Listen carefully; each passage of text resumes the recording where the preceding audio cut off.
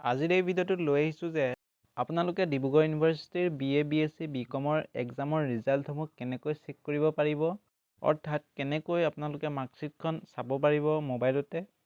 এই ভিডিঅ'টোৰ দ্বাৰা সবিশেষ জানো আহক।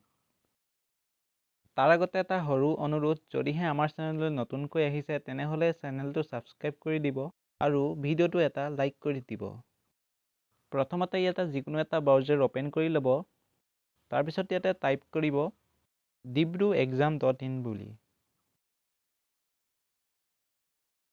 তাৰপিছত চাৰ্চ কৰি দিব। তাৰপিছত এনেধৰণৰ পেজটো অ'পেন হৈ যাব। ইয়াতে প্ৰথমে আছে ক্লিক হিয়াৰ ৰেজিষ্ট্ৰেশ্যন, দ্বিতীয়তে আছে click here for exam form আৰু লাষ্টতে আছে click here for get sheet download. তাতে আপোনালোকে ক্লিক কৰি দিব। তাৰপিছত এনেকুৱা এটা পেজ খোল খাব। তাৰপিছত ইয়াতে একাডেমিক ইয়েৰটো চিলেক্ট কৰিব।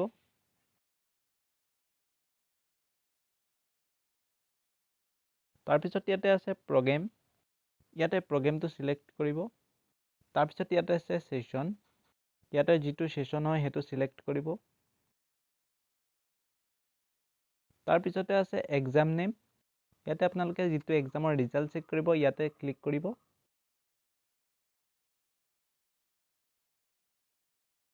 এক্সাম নেমটো চিলেক্ট হোৱাৰ পিছত ৰেজিষ্ট্ৰেশ্যন নাম্বাৰটো আপোনালোকে ইয়াতে এণ্টাৰ কৰি দিব।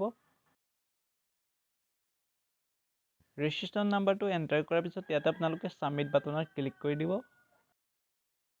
তাৰপিছত ইয়াতে গ্ৰেডশ্বীটখনৰ সৈতে ৰিজাল্টটো ইয়াতে শ্ব' হৈ যাব। এনেধৰণে আপোনালোকে ৰিজাল্টটো চেক কৰিব পাৰিব। আজিলৈ ভিডিঅ'টো ইমানেই আছিল। ধন্যবাদ।